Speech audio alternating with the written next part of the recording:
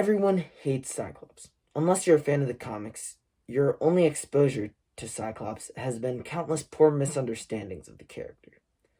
The worst of these misunderstandings come from the original trilogy of X-Men movies. What's going on, X-Men fans? It's me, the X-Men guy. Today we are going to be talking about the utter mistreatment of Cyclops in X-Men media. Specifically, the original X-Men movie trilogy. And also the whole X-Men franchise as a whole. Now listen, I love these movies.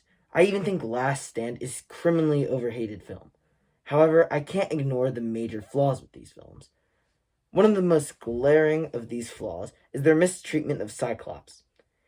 In the comics, Cyclops is the ultimate leader, the perfect blend between Professor X and Magneto.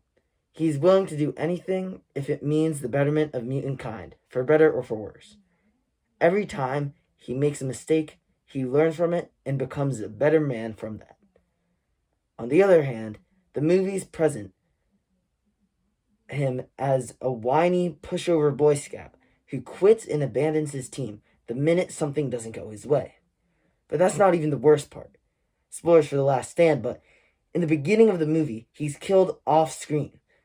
But why is Cyclops treated so badly in these movies? Well, let's find out. It's Wolverine's fault. You see, Wolverine is a little thing called cool and radical, so obviously he has to be the centerpiece for this entire universe. By making these movies largely from the perspective of Wolverine, and also the fact that the writers didn't have a very good understanding of Cyclops' character, it caused him to look like a big crybaby.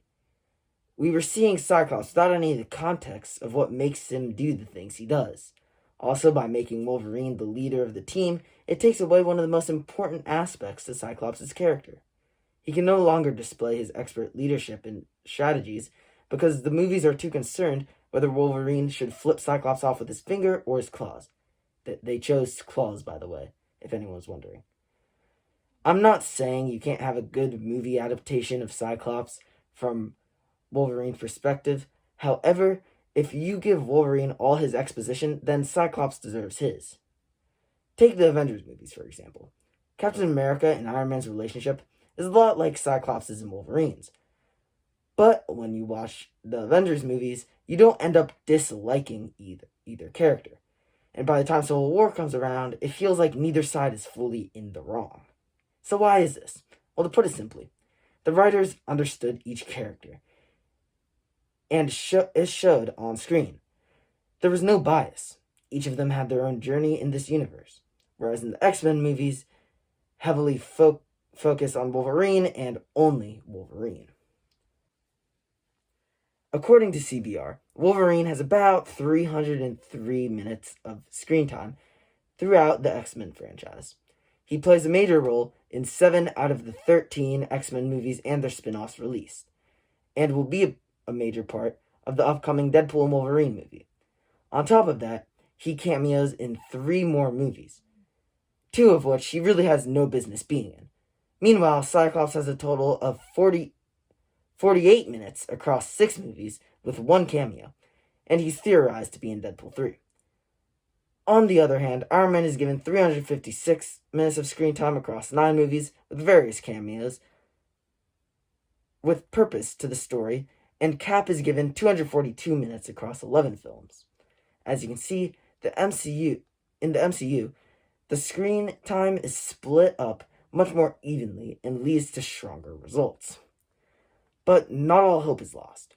With the recent release of X-Men 97, people have begun to realize that Cyclops is actually a great character.